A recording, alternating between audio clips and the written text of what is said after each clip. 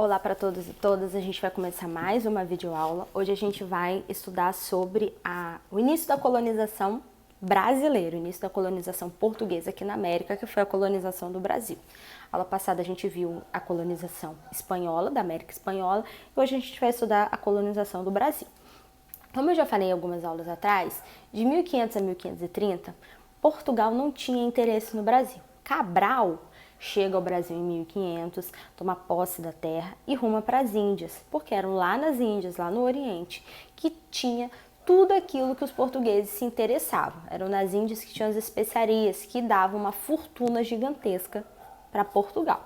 Em 1530, esse comércio com as Índias vai entrar em declínio e aí Portugal vai abrir os olhos para o Brasil e vai então iniciar a colonização. Nesses primeiros anos, o que vai acontecer entre o Brasil e Portugal, entre o território brasileiro e os navegadores portugueses, vai ser a extração de pau-brasil, onde eles vão, em troca com os índios no escambo, trocar o pau-brasil por objetos e tudo mais. Mas em 1530, o rei de Portugal, Dom João III, vai mandar para o Brasil um homem chamado Martim Afonso de Souza, que vai fazer a primeira expedição pelo litoral brasileiro para saber quais eram as possibilidades desse litoral. Então ele vai iniciar essa expedição militar, para conhecer o território e também para expulsar os franceses, porque nesse período os franceses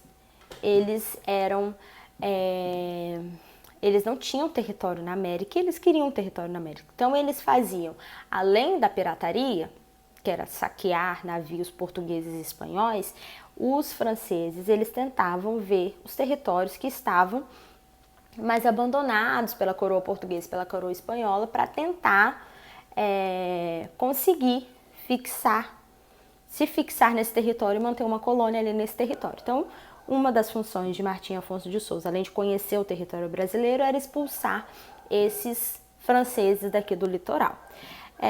Ele vai cruzar boa parte do litoral brasileiro e vai fundar a primeira povoação, que vai ser em São Vicente, lá em São Paulo.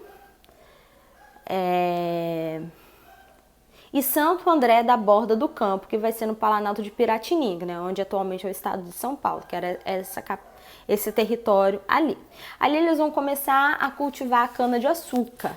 A cana-de-açúcar, gente, ela vai ser trazida pelos portugueses aqui para o Brasil. É uma das principais fontes de economia da nossa região, inclusive até hoje. A região de Marataízes, Itapemirim, uma região que tem uma grande produção canavieira, uma grande produção de cana-de-açúcar. E essa ideia dessa produção de cana-de-açúcar vem com os portugueses quando eles chegam aqui no Brasil. A cana-de-açúcar, ela era uma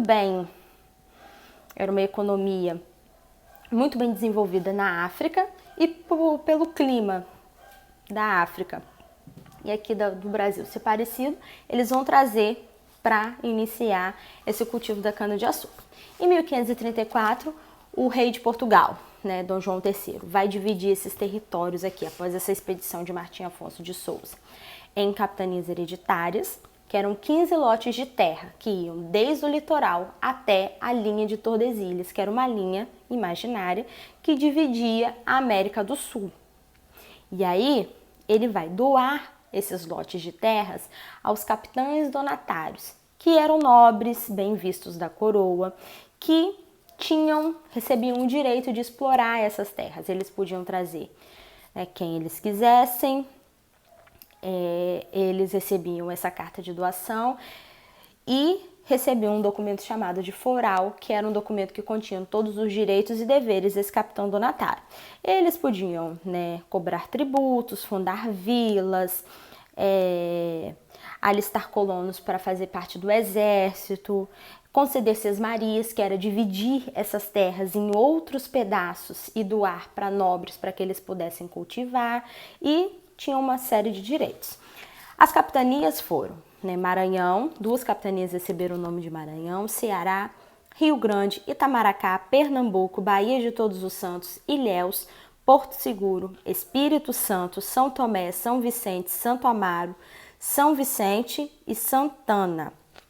E, dentre delas, como vocês podem perceber, a gente tem a capitania do Espírito Santo, mas isso em outra aula a gente vai saber um pouquinho como que foi esse começo da colonização da capitania aqui do Espírito Santo. O empreendimento das capitanias hereditárias não vai ter o resultado esperado, certo? Só São Vicente e Pernambuco que vão render economicamente para a coroa portuguesa. São Vicente, né, que ficava aqui em Piratininga, onde hoje é o estado de São Paulo, pelo cultivo de cana-de-açúcar, mas também pelo aprisionamento de índios para trabalhar como escravos. Vai ser de São Vicente e dessa região de Piratininga que vão sair os bandeirantes, que vão fazer grandes expedições pelo Brasil, capturando indígenas para vender para esses fazendeiros de todo o território brasileiro como escravos. A primeira mão de obra escrava que a gente vai ter no Brasil, antes da chegada dos africanos, vai ser a mão de obra indígena. Os indígenas, eles vão ser usados em larga escala como escravos.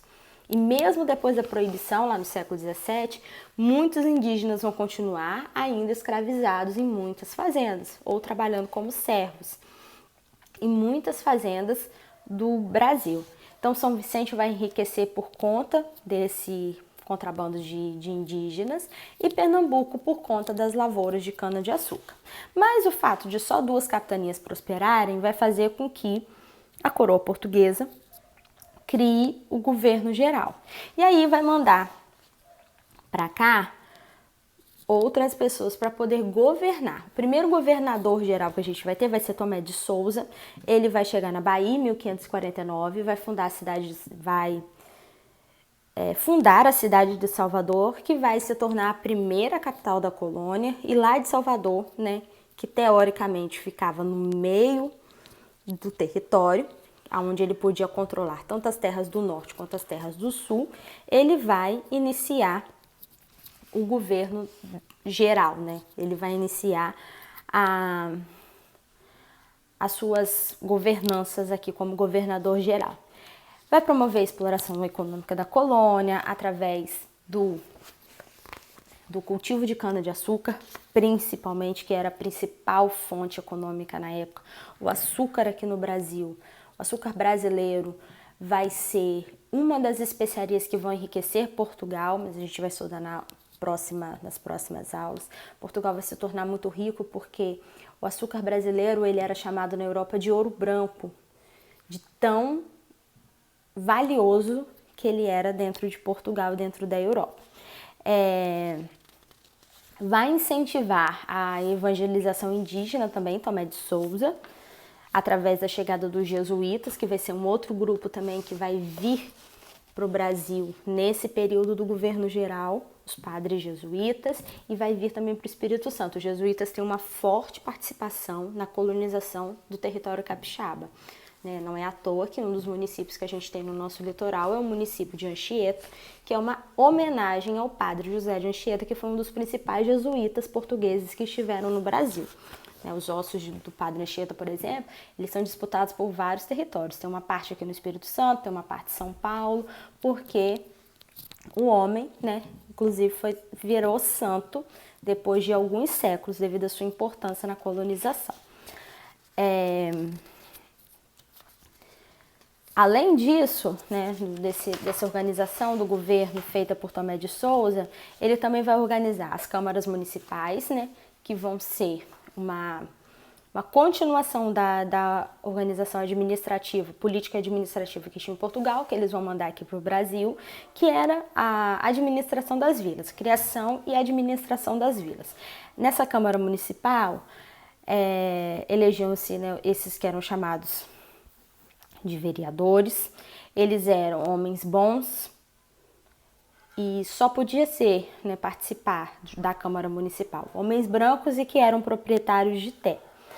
Também vamos ter, como controle dessas vilas, controle da metrópole, a nomeação dos juízes de fora, que eram juízes que vinham de Portugal, para poder controlar a região em nome do rei. Um dos conflitos que vai acontecer nesse período vai ser o conflito da Confederação dos Tamoios, que vai ser a expulsão dos franceses do território. Muitos desses franceses, então esses franceses eles tentavam, né, conseguir algum território aqui na América. Eles vão tomar a região da Guanabara, né, lá no Rio de Janeiro, vão fundar a cidade de São Sebastião, e aí os portugueses então vão lutar contra esses franceses para expulsar esses franceses definitivamente dessa região do Rio de Janeiro. Vão usar, né, esses conflitos entre os grupos indígenas como um aliado nessa guerra de expulsão, que é o que a gente chama de Guerra dos Tamoios. Ele vai usar... Os portugueses vão se aliar aos tupiniquins e aos termiminós, enquanto que os franceses vão se aliar aos tamoio ou tupinambás para poder lutar. E aí esses conflitos entre os grupos indígenas vão auxiliar os portugueses, que vão conseguir expulsar os franceses da região. E vai ser, né, um dos episódios onde a gente vê a expulsão desses franceses que agiam tentando conseguir territórios. Outros conflitos desse estilo vão acontecer aqui também no Espírito Santo, né? Como, por exemplo, quando Maria Ortiz, lá em Vitória, se organiza junto com as mulheres lá da região do Porto de Vitória e lutam junto com os portugueses para expulsar os holandeses que estavam tentando invadir a Ilha de Vitória. Aqui em Itapemirim, por exemplo, a gente tem uma ilha que é chamada de Ilha dos Franceses, porque era um dos pontos de apoio onde esses franceses, para lutar inclusive nessa guerra dos tamoios, eles ficavam apoiados aqui na Ilha dos Franceses, ali em Itapemirim, que era um local de fácil acesso para o Rio de Janeiro, onde lá eles estavam tentando conquistar essa ilha de Guanabara. Então a gente tem muita influência nesses primeiros anos de colonização desses outros povos que não eram necessariamente os portugueses. Espero que vocês tenham entendido. Qualquer coisa vocês chamem no privado para a gente tirar dúvidas. Beijinho, tchau, tchau.